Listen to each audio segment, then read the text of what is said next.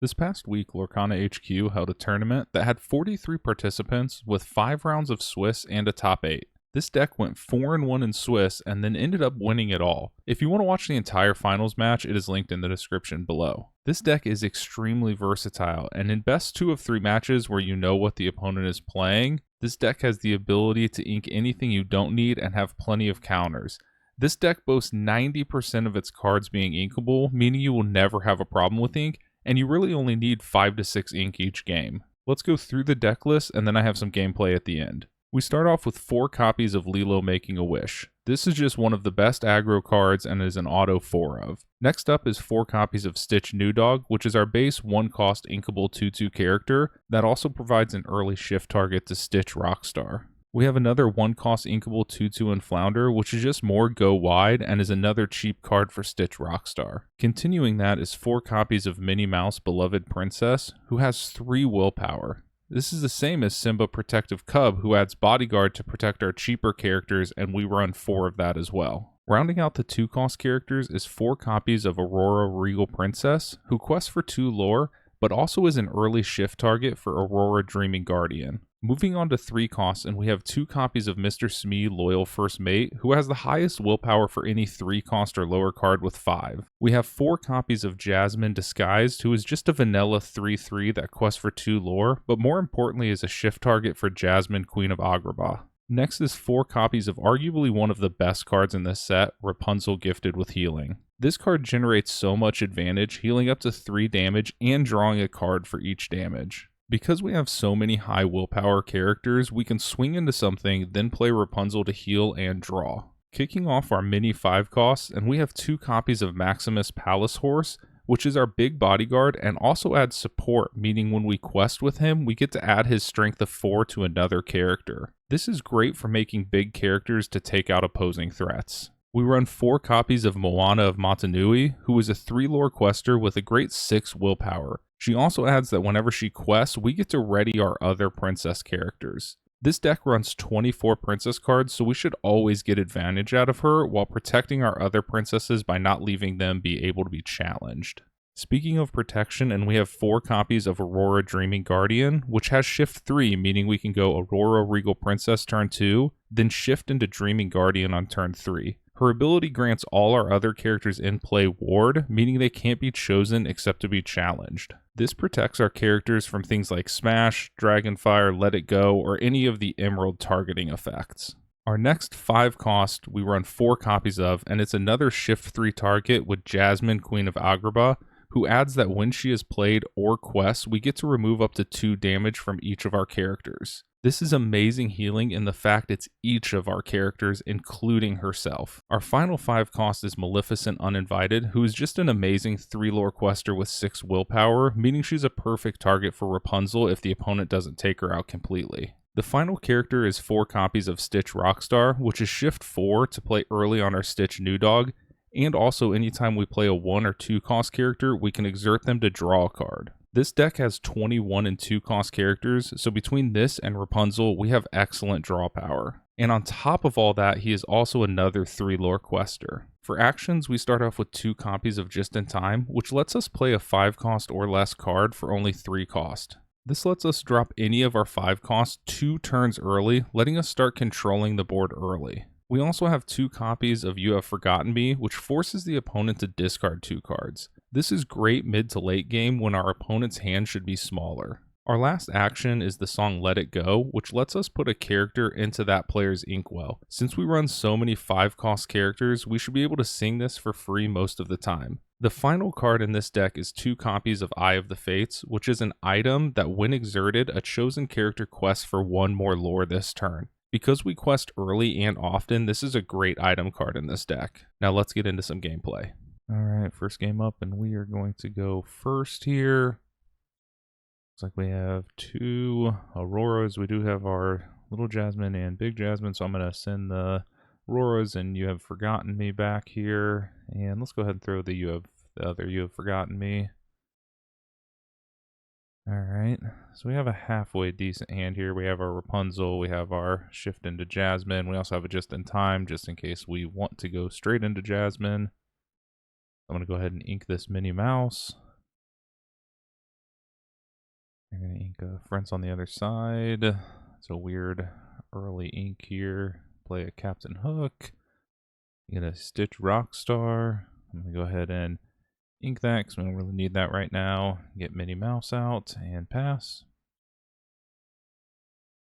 They're going to ink a Queen and fire the cannons on Minnie.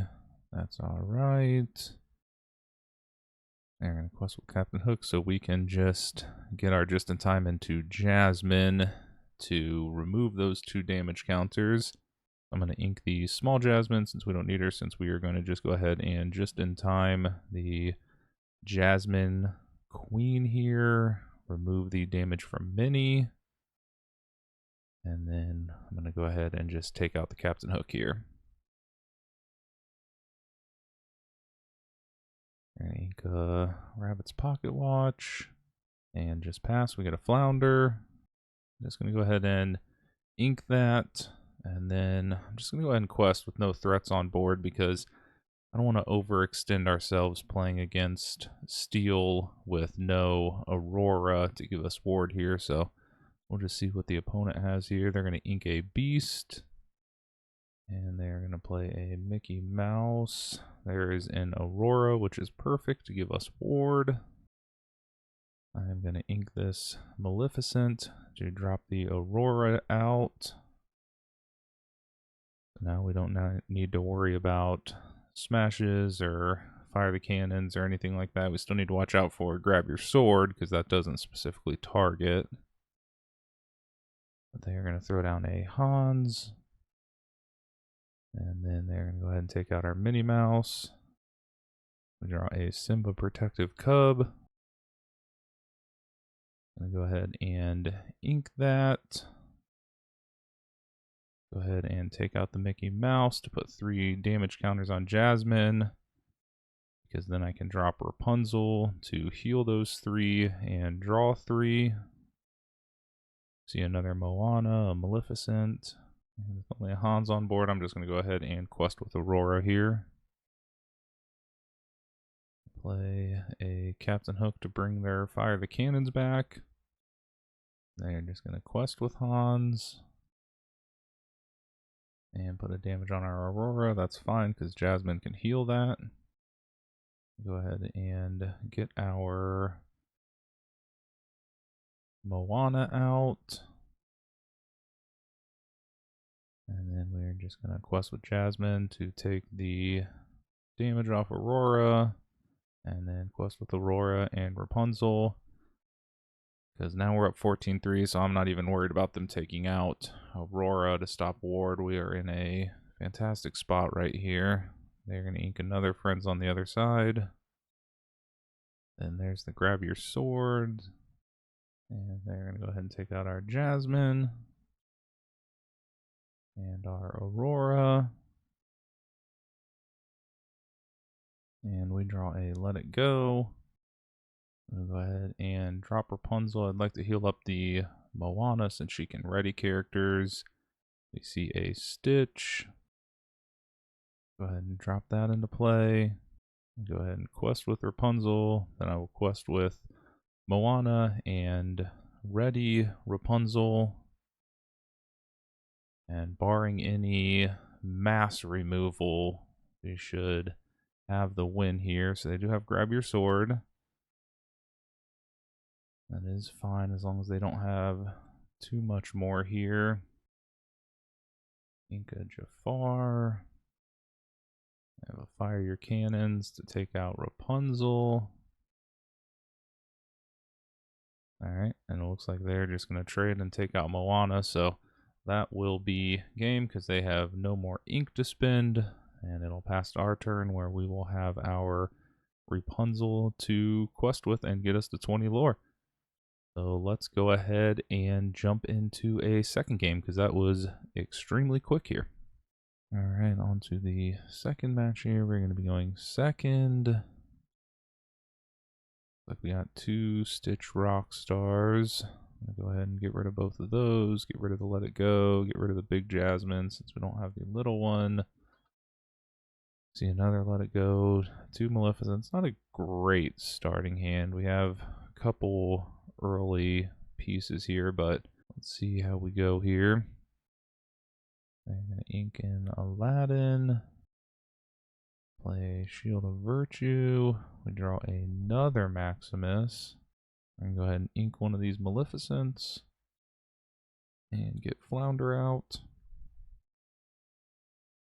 They're going to ink one of their Shield of Virtues. And we get a Stitch Rockstar. We're going to go ahead and ink our second Maximus. And throw down an Aurora. And we're going to go ahead and quest with Flounder. We're going to ink a Mickey Mouse Steamboat Pilot. And play an Evasive Peter Pan. We see one of our Lilos. We're going to ink that Stitch Rockstar. Throw down our Simba Bodyguard to protect. Get down a Lilo, and then we're going to quest with Flounder and Aurora.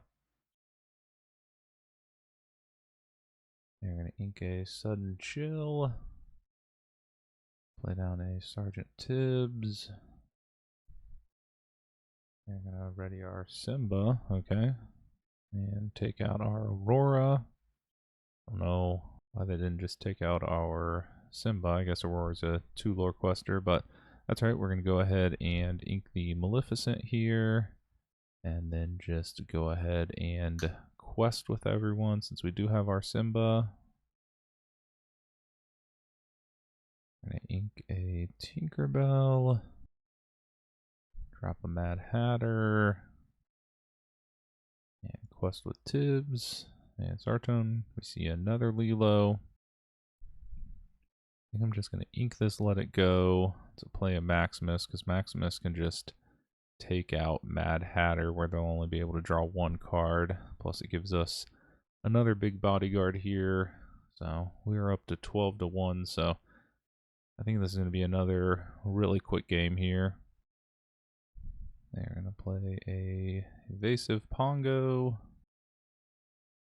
And ink an Aladdin Street Rat.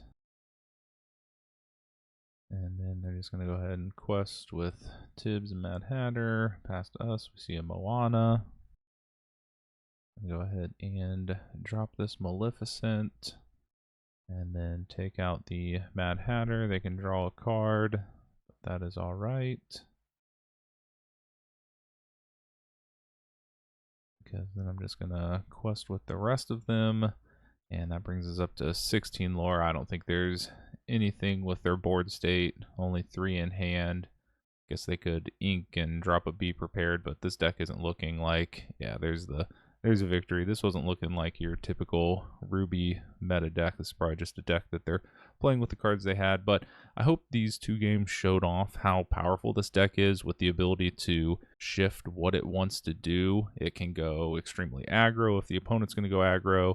Or in the first game, like we saw, we can go control with a lot of our princess characters. But either way, I hope you enjoyed this video. If you did, please like and subscribe for more Lorcana content.